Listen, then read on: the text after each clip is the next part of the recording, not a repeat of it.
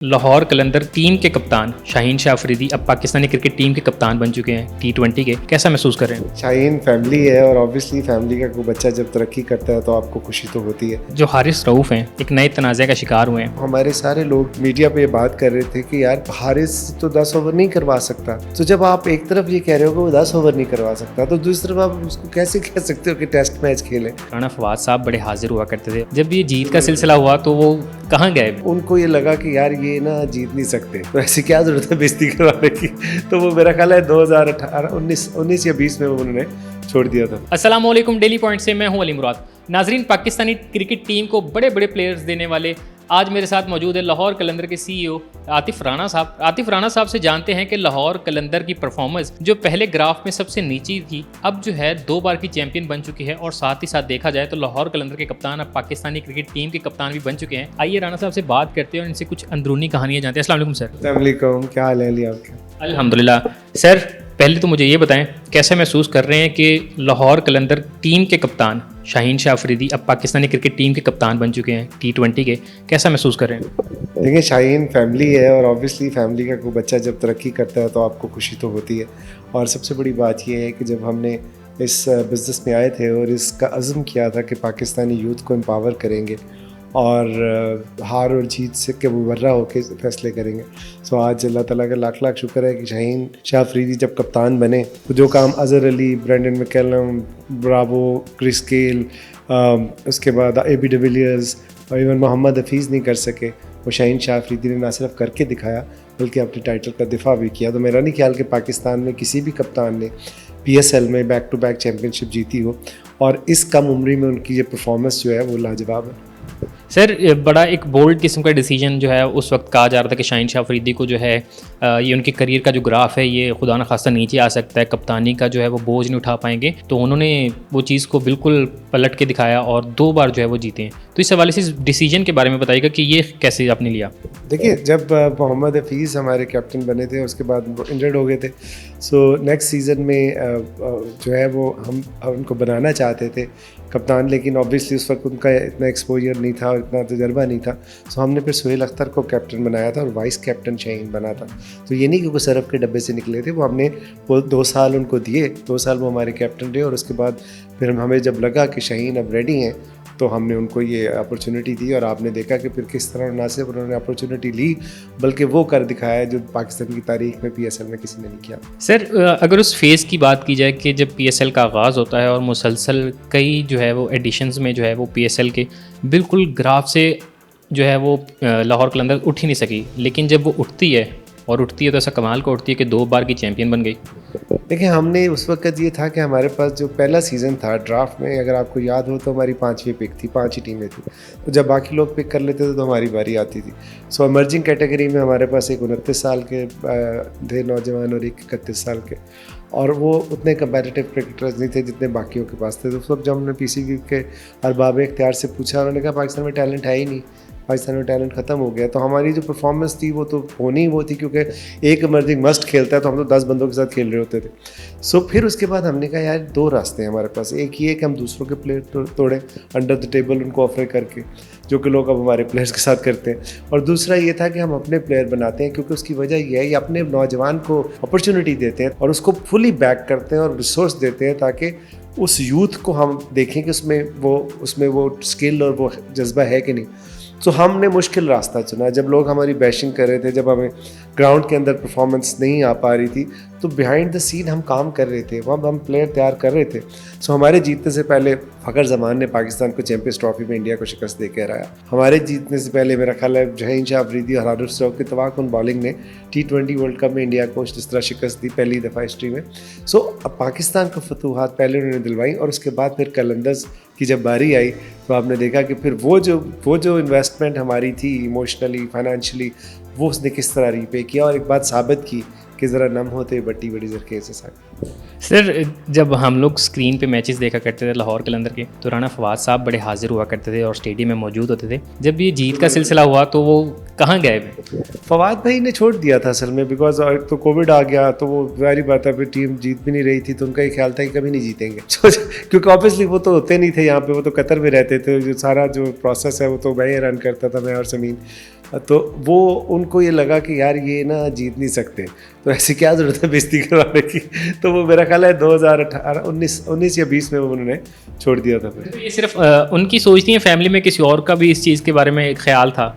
कि जीत नहीं सकते, सारी फैमिली की अल्हम्दुलिल्लाह यही सोच थी, और कि यार ये नहीं जीत सकते। और बहुत लोगों ने मुझे कहा कि यार जब तक तो आकिब जावेद को नहीं निकालेगा तो नहीं जीत पाएगा। सो लिबर्टी में जुलूस निकला आकिब भाई के खिलाफ, मेरा ख्याल है वाही टीम है जिसमें लोगों ने एहतजाज किया कि लाहौर का नाम डुबो रहे हैं।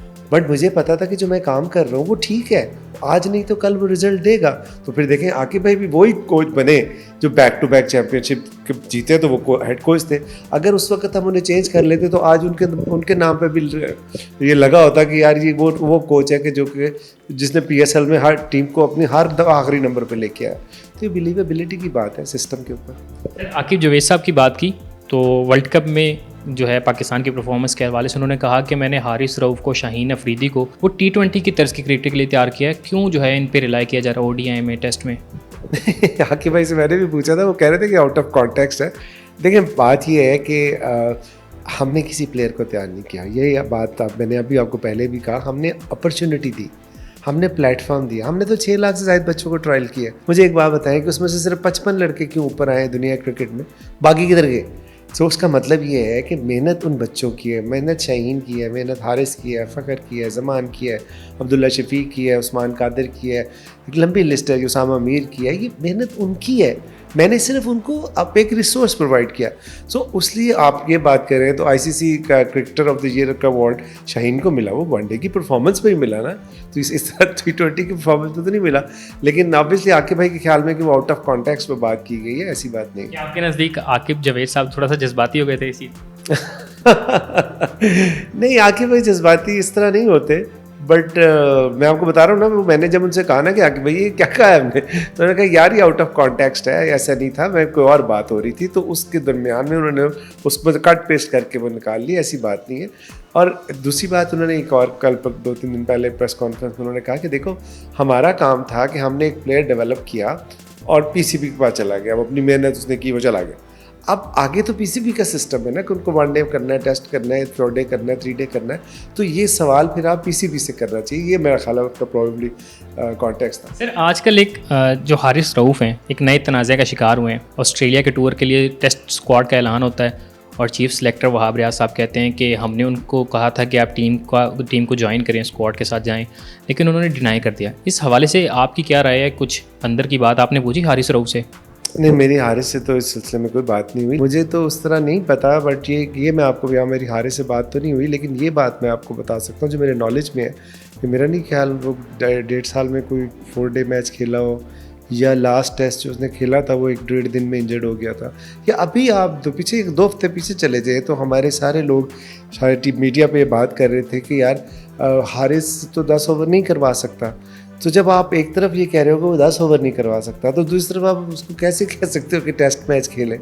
आप एक फ़र्ज़ करें, आप अभी एंकर हैं, आपको एक प्रोसेस से लगा होगा ना, टाइम लगा होगा। अब हारिस जब हमारे पास आया था 2017 में, 18 में, 17 में आया था मेरा ख्याल है, तो वो 19,000 बच्चा गुजरांवाला ट्रायल देने आया था, उनमें आया था। 2 साल पहले हमने उनको ट्रेन किया, ऑस्ट्रेलिया भेजा, वो अपॉर्चुनिटी दी, फिर उसके बाद PSL में साथ रखा। उस वक्त उनका बड़ा ख्याल था कि वो खिलाएं, हम उन्हें खिलाएंगे, लेकिन हम उनको ट्रेन कर रहे थे। और उसके बाद जब वो उसके 3रे साल में जाके फिर उनको हमने अपॉर्चुनिटी दी, और फिर देखें हारिस पहले ही मैच में उन्होंने, मेरे ख्याल है कराची के खिलाफ पहले दूसरा मैच था, उन्होंने मैन ऑफ द मैच का अवार्ड लिया। सो आप एक प्रोसेस के बाद ही आगे आते हैं ना। अब ये मुझे नहीं पता कि उसकी फिटनेस क्या थी या टेस्ट में उसकी ट्रेनिंग क्या थी। आप किसी बंदे को ट्रेन करते हैं और फिर आगे लेके आते हैं। बाकी वहाब भाई भी एक बहुत बड़े क्रिकेटर हैं, और उनका और हारिस की क्या बात हुई उसका मेरा नॉलेज में नहीं। सर आपने प्रोसेस की बात की, तो लाहौर में लाहौर कलंदर का जो हाई परफॉर्मेंस सेंटर है, यहाँ पे जो फैसिलिटीज़ हैं प्लेयर्स के लिए वो इंटरनेशनल तर्ज की हैं। मे बी वो PCB के पास भी वो चीज़ें ना हो, और साथ ही साथ एक चीज़ जो है वो लाहौर कलंदर को ये चीज़ का एजाज़ है कि यॉर्कशायर 150 साल पुराना काउंटी क्लब है, तो उन्होंने जो है वो पेशकश की थी आप लोगों को। ज़रा उसके बारे में मुझे बताइएगा। देखिए यॉर्कशायर छोड़ें, हम दुनिया की वाहिद फ्रेंचाइज है जिसका क्रिकेट ऑस्ट्रेलिया के साथ कॉन्ट्रैक्ट है। यॉर्कशायर के साथ है, साउथ अफ्रीका के साथ है, नमीबिया के साथ है और जिम्बाब्वे के साथ है। अब इस साल जिम्बाब्वे ने हमें अप्रोच किया और हमने वहाँ पे प्लेयर डेवलपमेंट प्रोग्राम रन किया 3-4 शहरों में, और वहाँ से जो हमने शॉर्टलिस्ट टैलेंट किया वो इस वक्त हमारे हाई परफॉर्मेंस सेंटर में ट्रेन हो रहा है, और उन्होंने हमारे साथ 10 साल का एग्रीमेंट किया कि हम उनकी क्रिकेट की बेटरमेंट के लिए काम करेंगे। तो it's not about Yorkshire. Yorkshire को 150 ईयर ओल्ड क्लब है और आप काउंटी है, और उसके अंदर 850 क्लब्स हैं। तो साल 2022 में वो हमारे से ये सीखने आए 6 साल पुराने क्लब से कि यार आप क्लब कैसे चलाते हो। सो मैं समझता हूँ पाकिस्तान के एजाज़ की बात है, और उनके साथ फिर हमने प्रोग्राम यहाँ पे ट्रायल अनाउंस किए। 2 दिन में हमने अनाउंस किया था, तो 10-12 हज़ार बच्चा ट्रायल देने आ गया पूरे पाकिस्तान से। सो डैरन गव जो उनके MD है वो आए हुए थे, तो वी गॉट इम्प्रेस कि यार इतने ज़्यादा तादाद में लोग यहाँ पे क्रिकेट खेलते हैं और इतने शॉर्ट नोटिस पे पूरे पाकिस्तान से आए। सो उनके साथ हमारा एक्सचेंज प्रोग्राम है, तो हम बच्चों को जहाँ जहाँ अपॉर्चुनिटी मिलेगी वो क्रिएट करते रहेंगे और देते रहेंगे। सर PSL 9 का जो है वो ड्राफ्ट होने वाला है, तो उसमें हम देखेंगे कोई ऐसा एलिमेंट, कोई ऐसी चीज़ जो लाहौर कलंदर की तरफ से आएगा और सबको हैरान कर देगा, जैसे हमने ज़मान खान को देखा था। तो PSL 9 के हवाले से क्या तैयारी हैं? तो पिछले सीजन में आपने ताहिर बेग को भी देखा था, और उससे पहले आपने हारिस को देखा था, शाहीन को देखा था, फ़खर को देखा था, अब्दुल्ला शफीक को भी देखा था। देखिए तैयारियां फुल स्विंग पे हैं। हम तो 1 महीने का टूर्नामेंट नहीं खेलते, हम तो 11 महीने काम करते हैं और 1 महीना शोकेस करते हैं। वो पहले 1 महीना इधर लुट जाती थी, अब वो बरकरार रहती है।